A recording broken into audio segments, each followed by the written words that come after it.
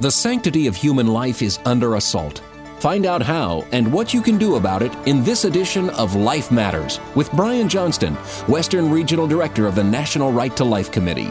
He has served in many capacities while advocating for innocent lives, as California Commissioner on Aging, as Chairman of the California Pro-Life Council, on the board of the National Legal Center for the Medically Dependent and Disabled. And now here's our host, Brian Johnston. Welcome back to Life Matters. We're your program on the right to life, on the very real battle of ideas now surrounding that singular assertion that you have been given, endowed by your Creator, this right to be alive, that the gift is not a gift from the government, and yet the right to life makes an assertion that the government has a duty to ensure your right to be alive and to protect the lives of the innocent. All of that was suspended in 1973 in the United States of America because every state in the nation had protected unborn children. With the infamous Roe v. Wade and Doe v. Bolton decisions, those laws were thrown off the books, and even the presumption that this was a human child was removed from the law. This is astounding. Very few people have yet to understand the deepest implications. Well, one of the implications is this, that other lives are now at stake. If you can declare one class of human beings as disposable at will, other classes of human beings soon fall into that category. The denigration of the right to life of individuals is something that has come at great cost to our nation and to our values. Today we're going to talk about a great opportunity to reassert the right to life, an extraordinary opportunity that you can be involved in locally. Even if in your state, as in California, abortion on demand is widely accepted, and as you've recently found out if you listen to Life Matters, the state of California admits that it funds all abortions throughout all 3 trimesters. That's right. Throughout all gestation in the mother's womb. The state pays for killing that child, and more specifically, the state has admitted there need be nothing wrong with either the child or the mother. There need be no medically indicated reason to kill that kid and for your tax dollars to pay for it. This is stunning. The popular media does not want this discussed. They refuse to publish or even comment on our Freedom of Information Act request. It's an admission by the state itself that this is happening. But there's more. That's right. Many of you remember what happened back in 2019 when the debate about late-term abortion hit the fan. The state of New York passed an unlimited abortion act and included the freedom to dispose of a child who had been born alive in the process of the abortion. This stunned the public at large, but it got even worse when Governor Northam of Virginia stated that, oh yeah, that's what we do. And he basically glibly described setting aside the child that's born under such circumstance and maybe talking about what to do with it. This casual disposal, keeping the child comfortable, keeping them warm, as if it's a hamburger, to decide if you want to keep it. Well, this public admission by Governor Northam animated pro-life people, and even people who didn't consider themselves to be pro-life. Polls show that 80% of those who call themselves pro-choice, mind you, they do not support abortion in the later trimesters. They think that abortion is only available in the first trimester. But in later trimesters, they understand, these are babies you could hold in your arms. These are human beings, unique and distinct. These are, in fact, wanted children because there are 2 million couples waiting to adopt in our nation right now. When we come back, we're going to talk about what you can do about this, how you can raise your voice, even in a state like California, that locally elected representatives will stand with you against this horror of late-term abortion. We're going to talk about the Unborn Sanctuary Resolution when we come back. Life Matters continues after this. California Pro-Life is looking for folks like you to help us bring common sense back to our state. Would you like to volunteer? For example, do you like social media? You could help. Or do you like to put on parties? You might have the skills to help us with one of our local events. Would you like to just encourage local pro-lifers with insights and information? Join one of our chapters. There's a lot to do in this state. and your help can make a difference right where you are. Go to California Pro-Life and sign up. And now back to more Life Matters with Brian Johnston. So welcome back. As I told you, we're going to be speaking now with Eric Eisenhammer. He's the Vice President of Communications for the California Pro-Life Council. Eric, it's good to have you on. Thank you, Brian. I'm glad to be here. We're going to talk about what I think is probably one of the most important projects we've yet taken on, and that is the Unborn Sanctuary Resolution. Why do you see that as important for California? I think to me, it's the fact that abortion in California is allowed up to the very end with no restrictions as to the health of the mother, the health of the baby, and on top of that, that the state will pay for it. And to me, that's mind-blowing, and that's mind-blowing to a lot of people. And I think that furthermore, it raises the issue that a lot of people are concerned about right now, that really the governor of Virginia got a conversation started about what happens when a child is born alive. Does that child get the care that they deserve, or are they just left to die?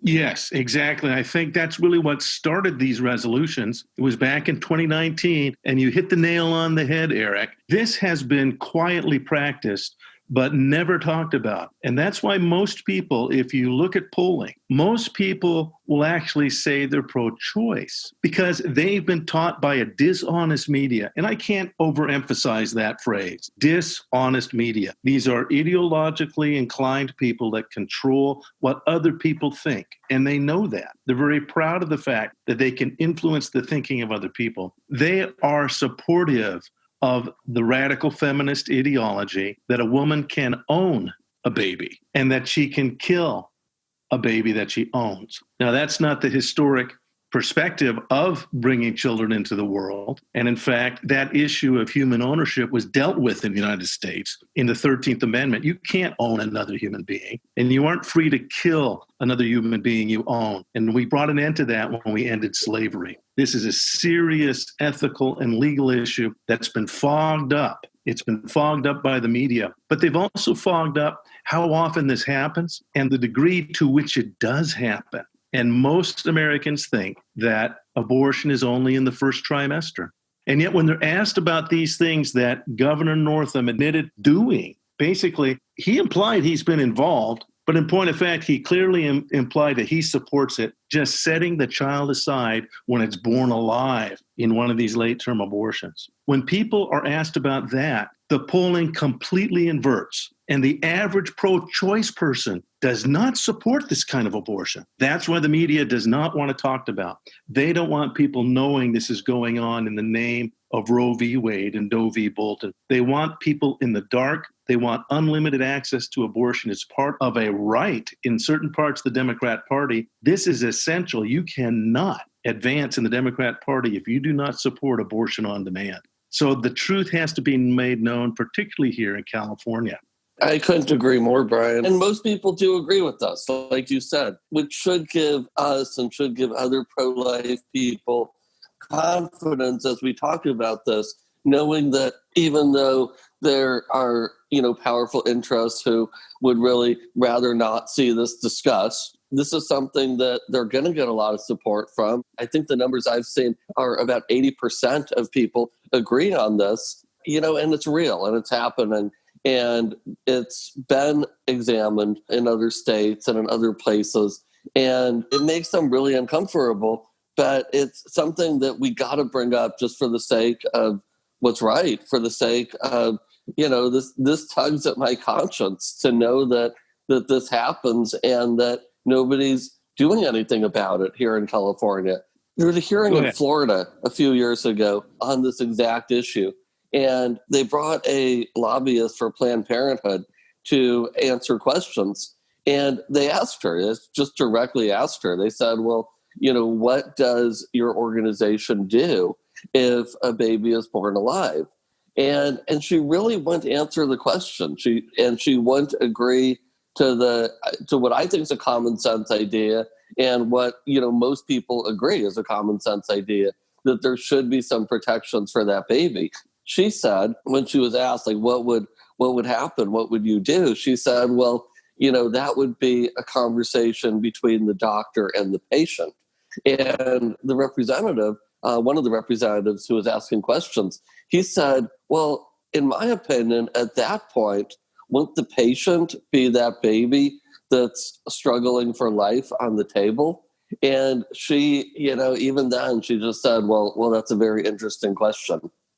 Well, of course, they don't want to talk about this. Now, Eric, what I'm excited about and what the Unborn Sanctuary Resolution does is it brings the opportunity for action now. We don't have to accept this. Many of you who listen to Life Matters know that a Freedom of Information Act request was submitted by the California Pro-Life Council. And as Eric referred earlier, in the state of California, the state admits they will pay for the killing of these children throughout all 9 months of pregnancy. There need be nothing wrong with the child, nothing wrong with the mother. And most Californians don't agree with that, so they don't discuss it. But it's fact. And what these resolutions do, they started out in New Mexico. And you can read more about it on the website. But Chris Walker from that part of the country, also they had another one in Utah. I should have this aside. I think this is very important. These resolutions are passed by local city council. And that's of huge significance because these are local elected representatives that are saying we've had enough. We have had enough. And actually in Texas, they've passed unborn sanctuary bills in the cities, but those were regulations. And what happens if it's a regulation, then it's immediately brought into court. And that's where Planned Parenthood knows how to play the game. And it's simply silenced as it goes into the court system and does not go into effect. The power of the resolution, though, is that elected representatives of a city say, we do not support this untoward killing. We oppose it, and we don't want it in our city. It's a statement of resolution. It's a proclamation of legislative intent, but it doesn't ban anything. So it can't be sued in court. They can't stop this in court as much as they want to. And that's one of the powers of a resolution. Absolutely, Brian. In fact, in Riverton, Utah, and Roswell, New Mexico, were the two cities outside of Texas that have passed Unborn Sanctuary Resolutions recently. And there's a Facebook page for the Unborn Sanctuary that people can check out, and this article is posted there. The article that I read that is up on that page is really inspiring because the city councilwoman, she just really felt like something had to be done. And she did it, and she knew that there would be some pushback. And I think that, for anybody out there that is a local citizen thinking about bringing this to your council or an elected official, I think what she had in mind is what maybe you have in mind too, because I think that she was a little bit afraid. And I think that she was a little bit afraid that somebody's going to yell or somebody's not going to be happy. But she just knew that it was the right thing to do. So she did it. And it was a fantastic thing when it actually passed and the crowd erupted in cheers and she cried. And this is something we can do. This is an opportunity, I think, for us to take a stand, for us to do something that we know is right. And we know deep down it's right. We know other people know it's right too, even if they're too afraid to say something. And what happened in Riverton could happen here. That's right. And there's several cities right now in California, particularly in the Orange County area. These are traditionally pro-life cities. They've had enough. They don't believe in Gavin Newsom's unlimited abortion. Gavin Newsom declared in 2019 that California will be a no-kill zone for dogs and cats in animal hospitals and in dog and cat veterinary, when they're often euthanized. No, we won't kill dogs and cats. He embraces unlimited killing of children in the womb. And if the child's born alive, not enforcing the Born Alive Protection Act. Now, right now in Congress, H.R. 962 is the Born Alive Abortion Survivors Act. And that is sitting in Congress waiting for support. There's no California Democrats that have supported it, several California Republicans. But now we have a situation in every town and village of California that has a fire station. There is a sign that says, don't throw your child in the trash. And we have to realize these trash can babies were something that we're dealing with as a culture. Our civic bodies have already made the commitment, don't throw a baby out in the trash. It's a preemie. Bring it to the fire station. We will care for that baby. Those signs are in every fire station. And I was talking to a mayor down in Orange County of Lake Forest, and he said he knew there would be a member of his city council that would actually get upset. And he intends, when this is up, he's going to invite that member of the city council to go and vote against it. That's fine. We're not banning anything. We're simply making a statement. And if she wants to vote no, then she can go to the fire station and take down that sign. But he wasn't about to. And the fact is that the purpose of having government is to protect the most vulnerable. That's the reason we have firemen and policemen, is to protect lives first and foremost. So this is a resolution that affirms the basic principle of having any government position. And the other thing I want to remind folks is that all of these city council members, this is their first step in the ladder of civic responsibility. This is their way to make a statement and to be affirming of life. And we can hold them accountable. If someone wants to vote against this, fine, they can vote against it. And we will remember that because it's a very reasonable resolution. And again, most people who even call themselves pro-choice, they don't believe in this unlimited abortion and throwing babies out. These are the same babies that Planned Parenthood buys the body parts, these older children. You heard about those videos. Well, you know that you paid for killing those babies with your tax dollars? Most Californians do not agree with that. That's why the media wants to silence all discussion of this. And the power of having an unborn resolution in your town gets the discussion back to what this is about, the humanity of that baby. And the purpose of the law is to protect vulnerable human beings. I think a couple of points that I was thinking about as you were talking were, number one, there are 2 million couples out there who are on waiting lists to adopt. So those children have families who would love to have them. So that, to me, makes it even more heartbreaking that babies are left in dumpsters or just, set aside like nobody wants them, like trash, because those babies are wanted and there are families out there. There's families who pay tens of thousands of dollars trying to conceive kids who really desperately want to have children. So it is especially sad that anybody would put a baby in a dumpster. And it's equally sad that this practice of babies who are born alive just being set aside. And one thing that I want to mention, because it does come up, if you look online, look on the internet, look at what some of the pro-abortion people have to say, there's an argument, there's a counter argument that this just doesn't happen. That's what they would say. They would say, well, we just don't do that. It doesn't happen. But there are survivors. There's abortion survivors who are, grown up, healthy individuals going around telling their stories. So to me, it's like, well, when I see that person, and hear them tell their story about, and it's not just one person, there's a number of them. When I hear them tell their story about how, they were born in a botched abortion and they were set aside to die, but then some courageous nurse came along and rescued them, which seems to be, kind of the common thread in the story, that some nurse will hear a baby crying in a bucket and step in to rescue the child.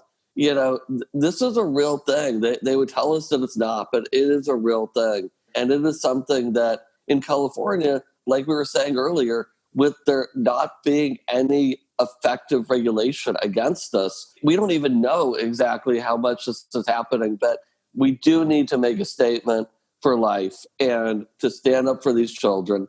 And what people can do is people can sign up online. There's a website, unbornsanctuary.org, where they can sign up to get involved in this movement. Like I mentioned earlier about reading the article on Riverton on the Unborn Sanctuary Facebook page, there is also a Facebook page set up sharing information about this movement. And I think that besides just the incredibly important issue at hand, standing up for these children, which is really what got me involved in the pro-life movement, was hearing about partial birth abortion a number of years ago and just being able to instinctively identify that that's a baby, and that baby inherently, I think, deserves rights.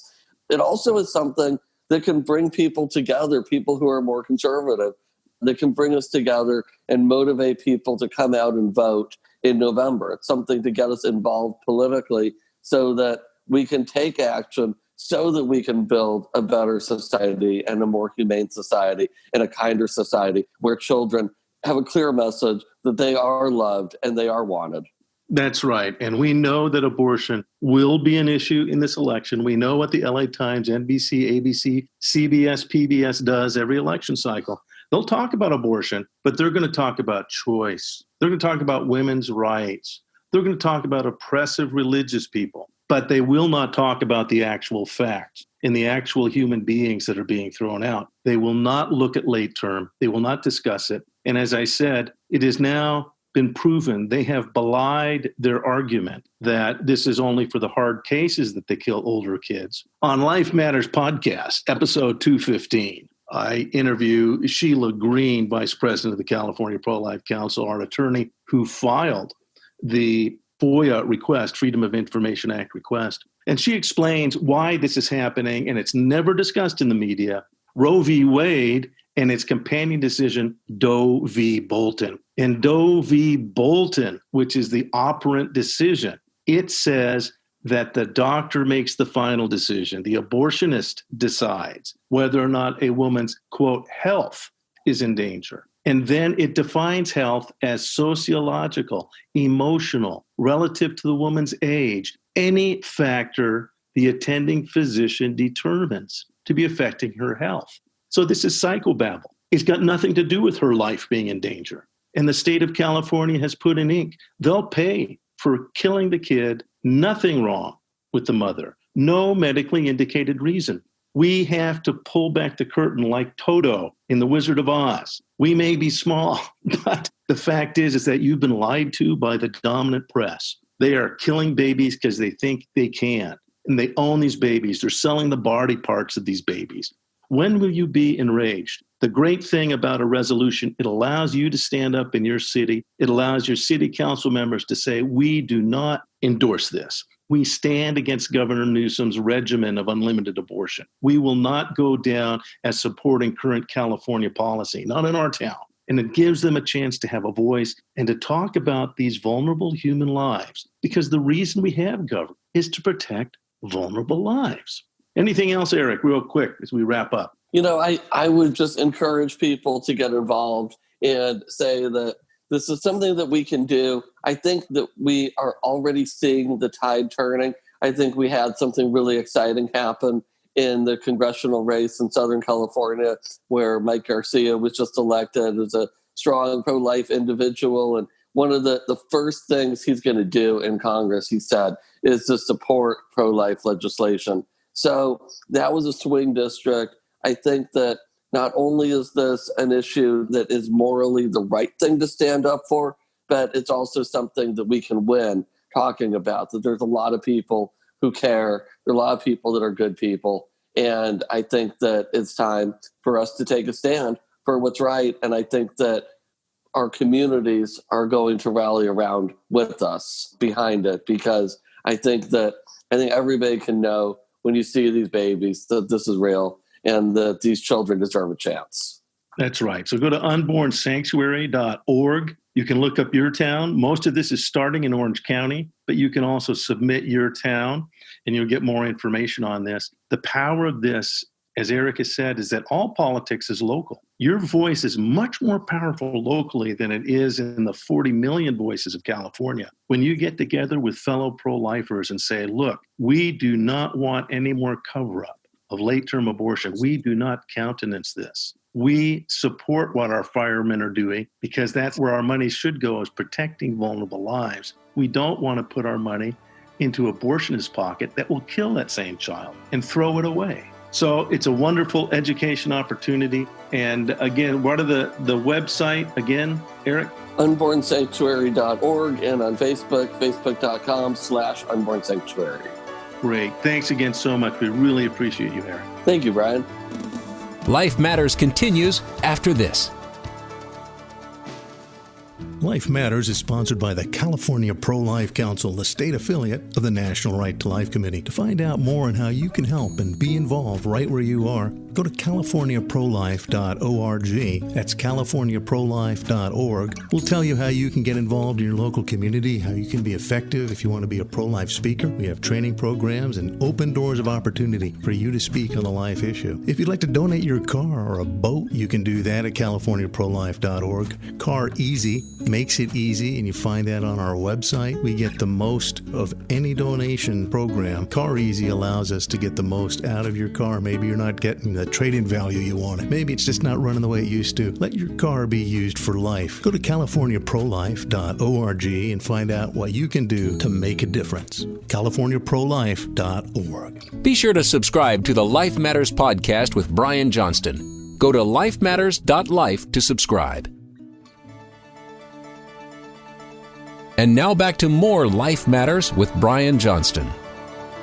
Well, it's important to realize that what we've talked about today is something that you can do right now. You don't have to wait. You can talk about late-term abortion, and I strongly suggest you openly talk about late-term abortion. Do you know why? The media refuses to. The media covers this up. The media is not your friend. They do not tell the truth.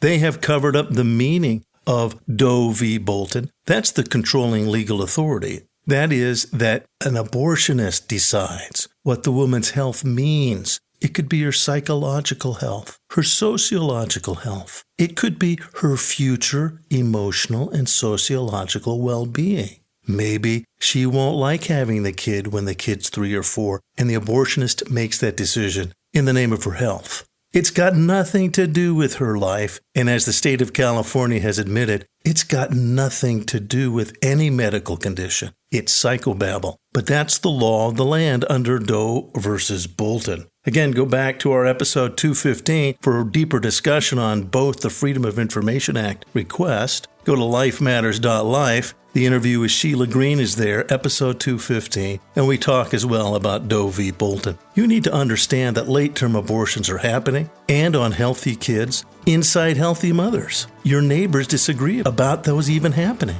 Your neighbors don't want to see those kind of abortions happening. Talk about late-term abortion, and talk about the Unborn Sanctuary Resolution for your town. There are cities considering it now. Put your city on the map. Let the real debate about abortion take place, because the pop media refuses to discuss or examine the humanity of the unborn child. This is your chance to act. And why? It's because life matters. Learn more about everything in today's show online at lifematters.life, where you'll find all the resources you need to protect life. Life Matters is a production of the California Pro-Life Council, the state affiliate of National Right to Life.